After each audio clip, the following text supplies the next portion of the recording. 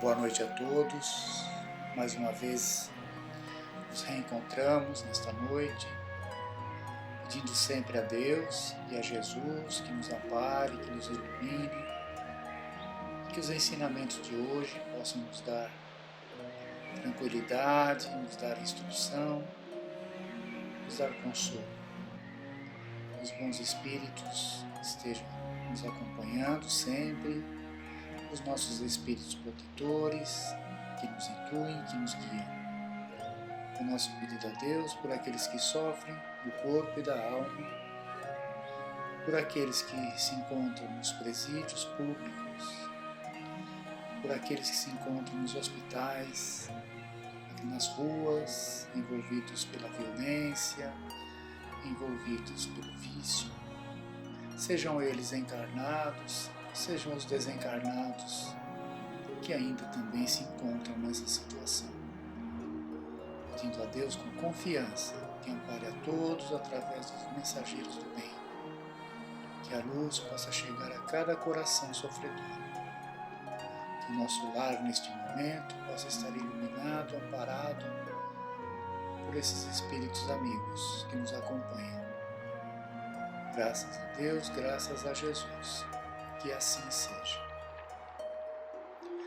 Nós vamos ver hoje do Evangelho segundo o Espiritismo, capítulo 11, Amar o próximo como a si mesmo. As instruções dos Espíritos. Vamos ver o item 8, a lei do amor. É uma mensagem de Lázaro, em Paris, 1862.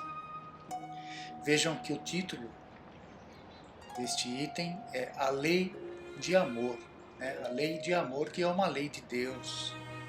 O amor é uma lei de Deus, onde um dia todos nós ainda inferiores, todos nós ainda indisciplinados, todos nós ainda ignorantes em muitas coisas, praticaremos o verdadeiro amor que Deus nos ensina nessa lição.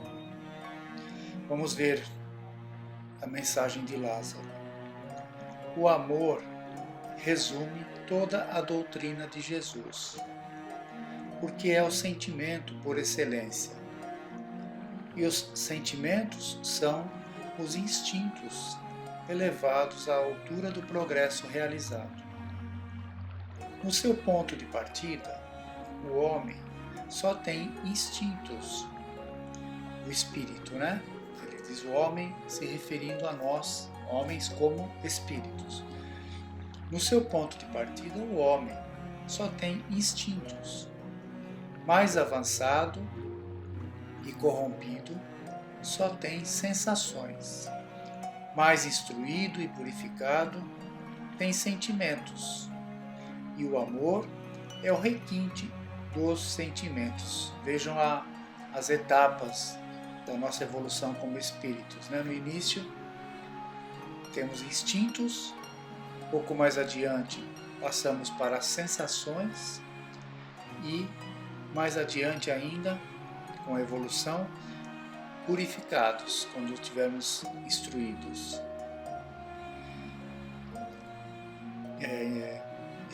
Purificados através dos sentimentos, né? Dos sentimentos. E o amor é um dos sentimentos. É o maior deles. Não o amor no sentido vulgar do termo, mas este sol interior que reúne e condensa em seu foco ardente todas as aspirações e todas as revelações sobre-humanas. A lei do amor substitui a personalidade pela fusão dos seres e extingue as misérias sociais.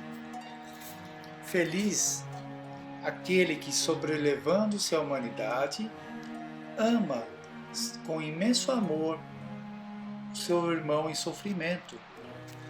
Feliz daquele que ama o seu amor, o seu irmão em sofrimento. Feliz que ama porque não conhece as angústias da alma, nem as do corpo. Seus pés são leves e ele vive como transportado fora de si mesmo. Quando Jesus pronunciou esta palavra divina, amor, fez estremecerem os povos, e os mártires, ébrios de esperança, desceram ao circo.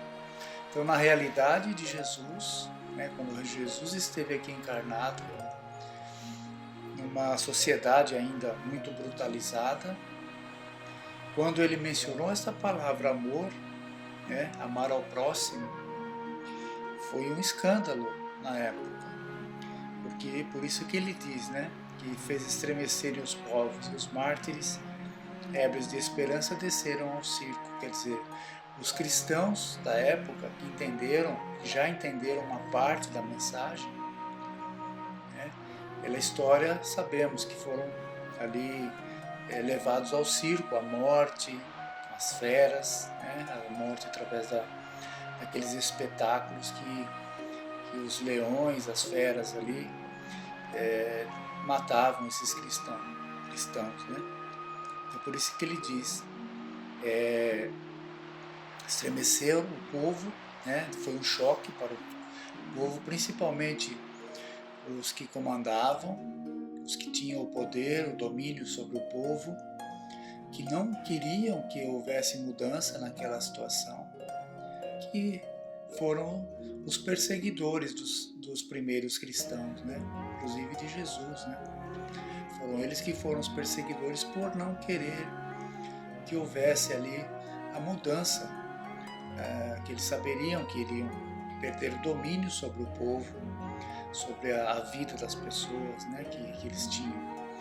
Para eles era muito conveniente que o povo continuasse na ignorância, seguindo ali as suas ordens, não fosse esclarecido. E aí ele vai falar um pouco mais adiante sobre o Espiritismo. O Espiritismo, por sua vez, vem pronunciar a segunda palavra do alfabeto divino. Quer dizer, a primeira é amor, foi o amor, Agora, o Espiritismo vem pronunciar a segunda palavra. Ficai atentos, porque esta palavra levanta a lápide dos túmulos vazios. E a reencarnação, vencendo a morte, revela ao homem deslumbrado o seu patrimônio intelectual. Mas já não é mais aos suplícios que ela conduz, e sim a conquista do seu ser, elevado e transfigurado. O sangue resgatou o espírito, e o espírito deve agora resgatar o homem da matéria.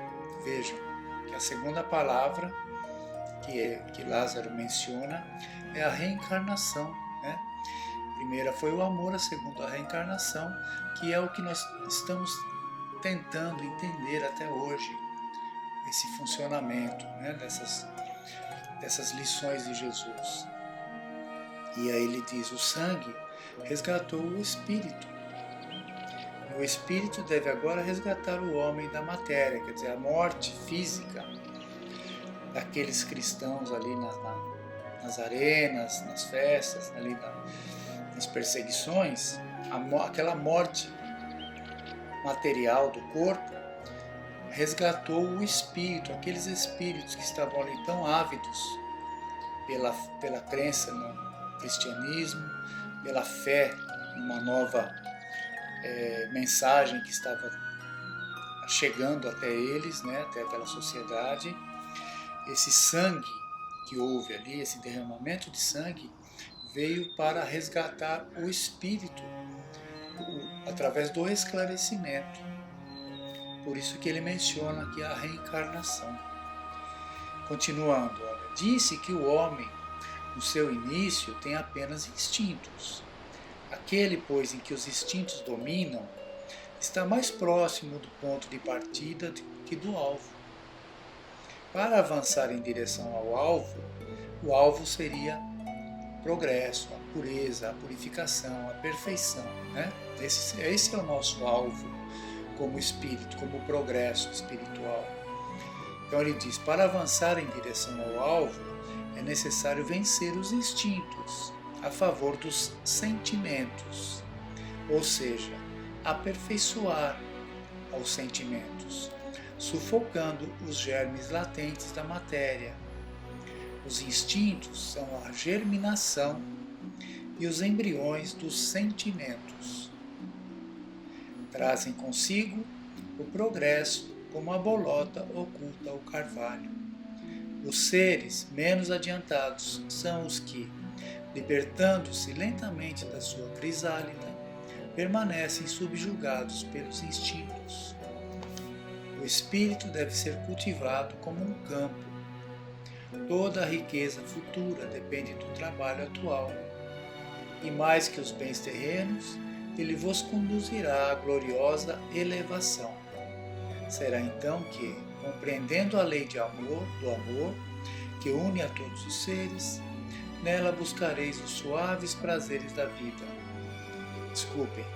Nela buscareis os suaves prazeres da alma, que são o prelúdio das alegrias celestes. Esse final é muito lindo, muito importante, muito esclarecedor e traz muita informação. Temos que refletir muito sobre ele. Olha, o espírito deve ser cultivado como um campo. Como que é um campo? Como que se cultiva um campo, né? Com suor, com trabalho, muitas vezes na aridez ali do solo, muitas pedras, muitas vezes naquele campo para serem tiradas, até que haja ali o preparo desse campo para o plantio, para semearmos ali as sementes, e depois que as sementes estão ali, vem todo um trabalho também de cuidar dessas sementes, né, dar ali o que ela necessita de adubo, né, de água, de nutrientes, para que ela possa florescer, para que ela possa crescer. Então ele fala, toda a riqueza do futuro, tudo aquilo que nós temos hoje, foi fruto de trabalhos anteriores, passados, e o que teremos amanhã de progresso, de melhoria, serão resultados de hoje, que hoje nós possamos nos esforçar para ter esses resultados. Quando nós temos, voltando aqui à comparação que ele faz, né, com a natureza, com o campo, quando nós vemos algo pronto, nós não nos atentamos qual o trabalho, quanto trabalho deu ali para aquilo chegar um alimento na nossa mesa, né, uma fruta, legumes, verduras, né, o próprio pão que nós comemos, nos alimentamos todo dia, né, dia a dia. Quanto trabalho que foi feito para que ele chegasse até nós, o plantio do trigo, né, o preparo do solo, o plantio do trigo, a colheita, toda a transformação que passou aquele trigo, para que chegasse ali nas mãos do padeiro, na padaria, para que ele preparasse aquela massa, né, ao forno, e tirasse ali do forno e colocasse à nossa disposição. Então vejam, todo um trabalho que tem, entre aspas, um simples pão, né? Porque ele teve todo esse processo. Espiritualmente, se nos compararmos a isso, é esse o trabalho também. Preparar o nosso terreno interior, o nosso íntimo, né, através dos esclarecimentos, tendo instruções que seriam ali o cultivo do nosso aprendizado, do nosso ensinamento que recebemos, até chegarmos um dia à perfeição, né, ao progresso e a perfeição que chegará até nós. Essa reflexão que temos que fazer, pensarmos nessas coisas, né? Tudo isso. Que Jesus possa nos abençoar, nos amparar e dar a cada um de nós a condição dessas reflexões tão importantes na nossa vida. Fiquem em paz, tenham todos uma boa semana.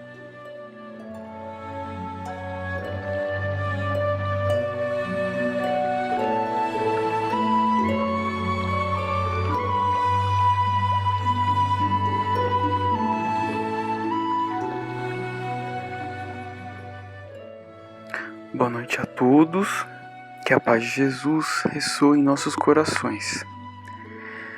Na noite de hoje, nós gostaríamos de abordar como tema a iluminação interior. Como desenvolver a nossa iluminação interior? No livro O Consolador, o Espírito Emmanuel nos esclarece uma importante dúvida que colocamos em evidência para nossa reflexão. Abre aspas. Questão 230. Como iniciar o trabalho de iluminação da nossa própria alma?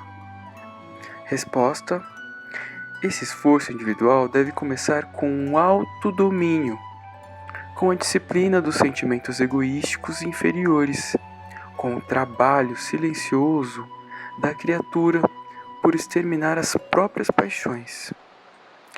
Todavia, o conhecimento é a porta amiga que nos conduzirá aos raciocínios mais puros, porquanto, na reforma definitiva de nosso íntimo, é indispensável o golpe da ação própria, no sentido de modelarmos o nosso santuário interior na sagrada iluminação da vida.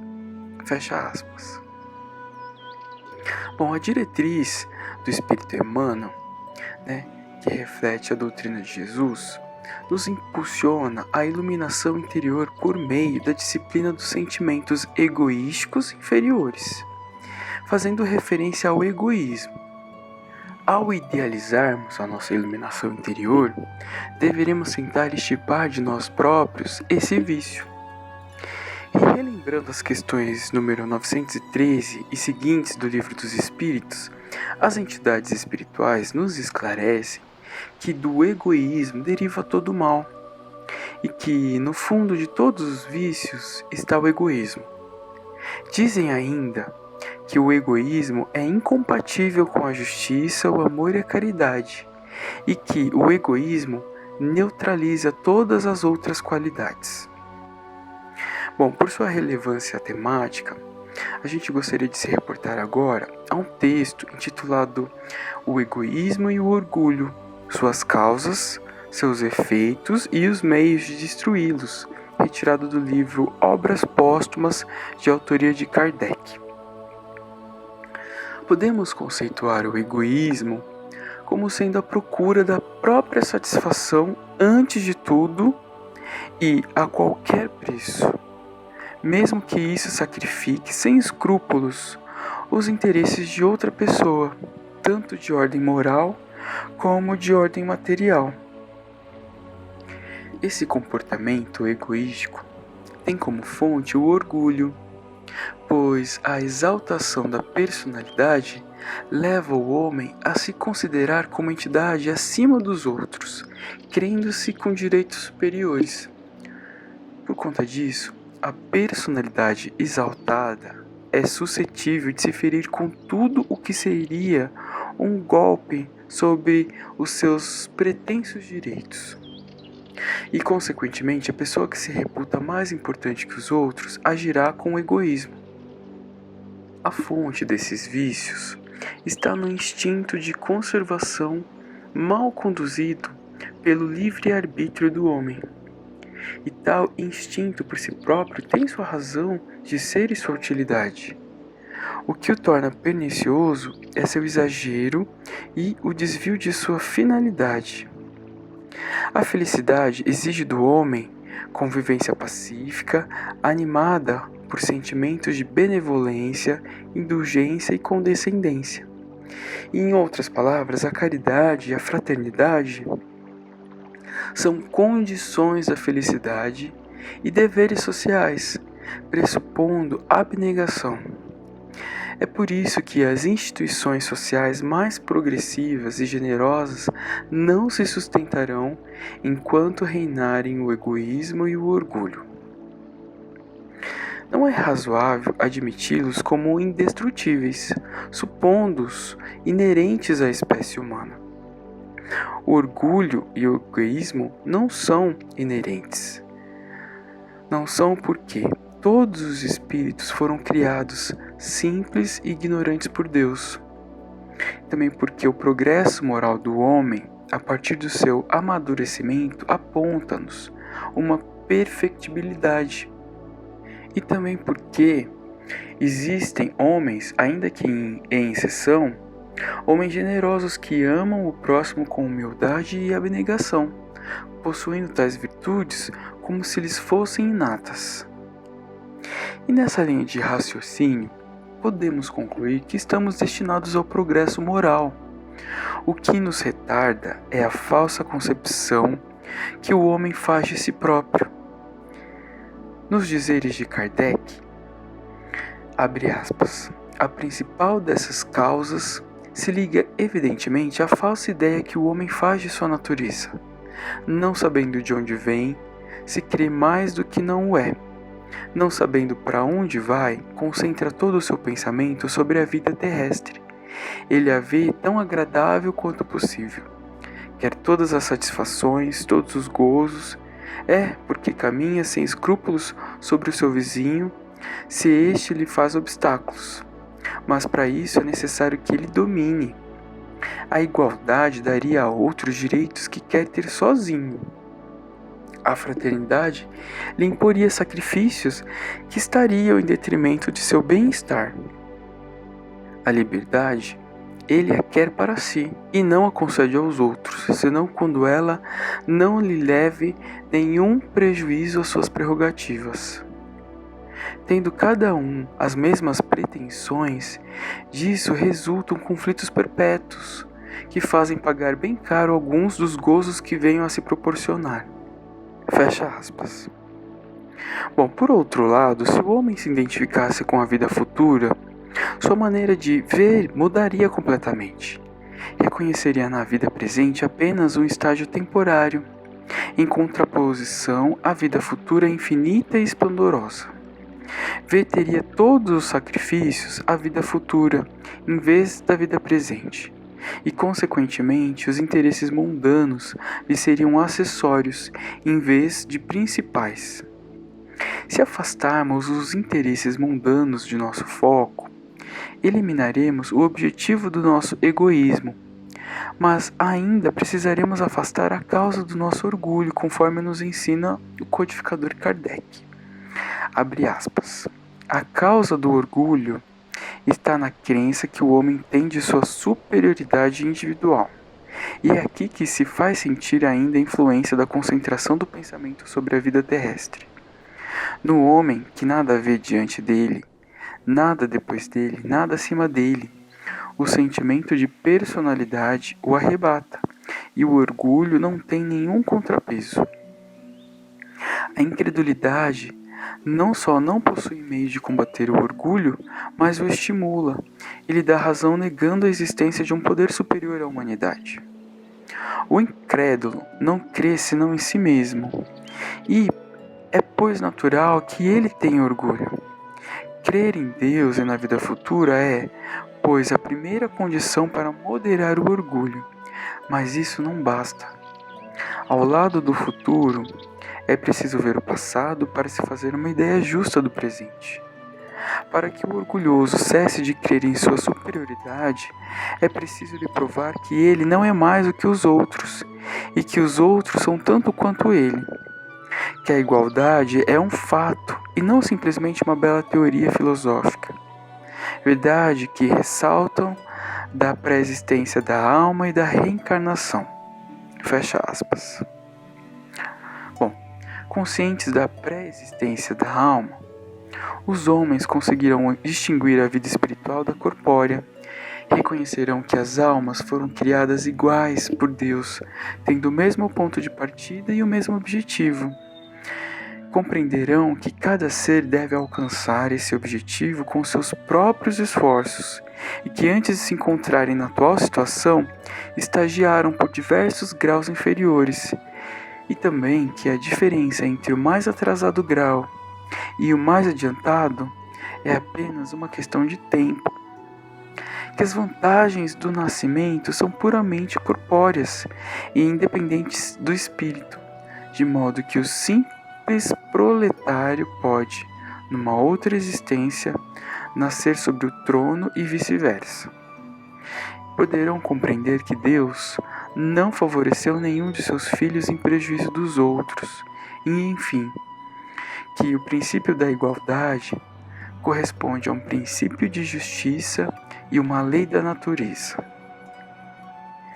E a par da reencarnação, segundo a qual os espíritos, sem a lembrança das existências passadas, renascem em diferentes condições sociais como prova ou como expiação, o homem aprende a respeitar indistintamente a todos como irmãos e seus iguais, pois sabe que poderá ser tratado da mesma forma com que trata seu próximo.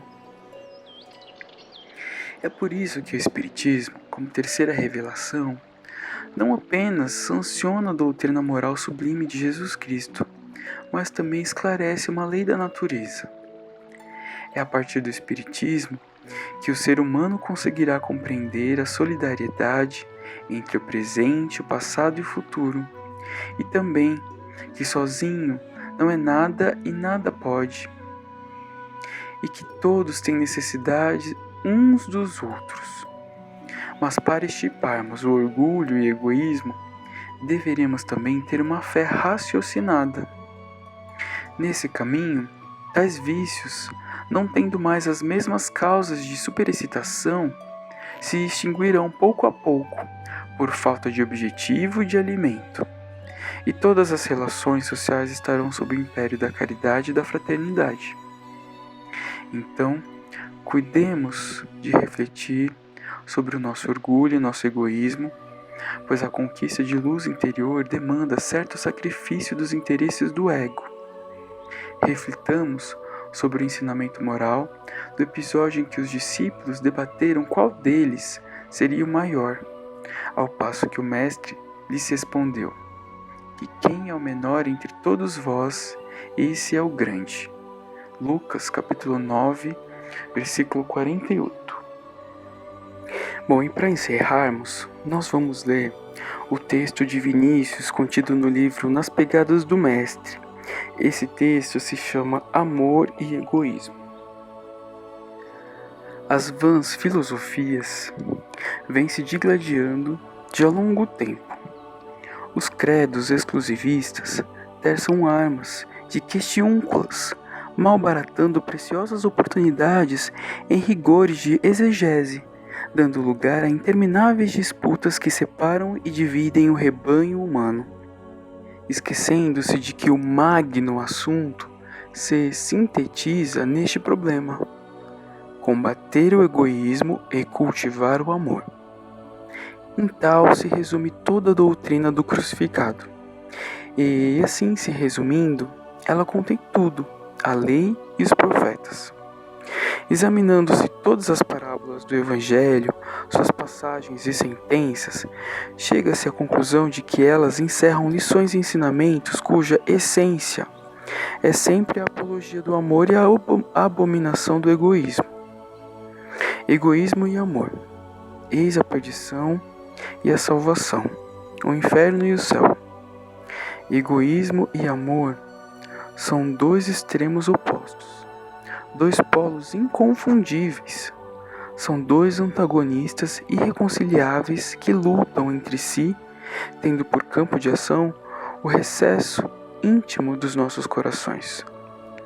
Da vitória de um deles dependem os nossos destinos. Em vos amardes uns aos outros, todos reconhecerão que sois meus discípulos, sentenciou o Mestre, em João, capítulo 13, versículo 35. Mais tarde, os habitantes da Roma pagã, impressionados com a fraternidade que os primitivos cristãos mantinham entre si, vieram confirmar aquele conceito, com o seguinte dizer que corria de boca em boca entre os sequazes de Nero: "Vede como eles se amam." Os cristãos distinguiam-se dos gentios pelo culto do amor, que entre si guardavam como lei soberana, como fruto daquela fé augusta, cujo lábaro, flutuando no cimo do Calvário, deixa ver através de suas dobras a magistral legenda: "Amai-vos uns aos outros." Bom, e assim encerramos a palestra agradecendo a oportunidade. Pai nosso que estais no céu, santificado seja o vosso nome. Venha a nós o vosso reino. Seja feita, Pai, a vossa vontade, assim na terra como no céu. O pão nosso de cada dia nos dai hoje. Perdoai as nossas dívidas, à medida em que perdoamos aos nossos devedores. Não nos deixeis cair em tentação, mas livrai-nos de todo o mal. Que assim seja. Graças a Deus e a Jesus. Uma boa noite a todos.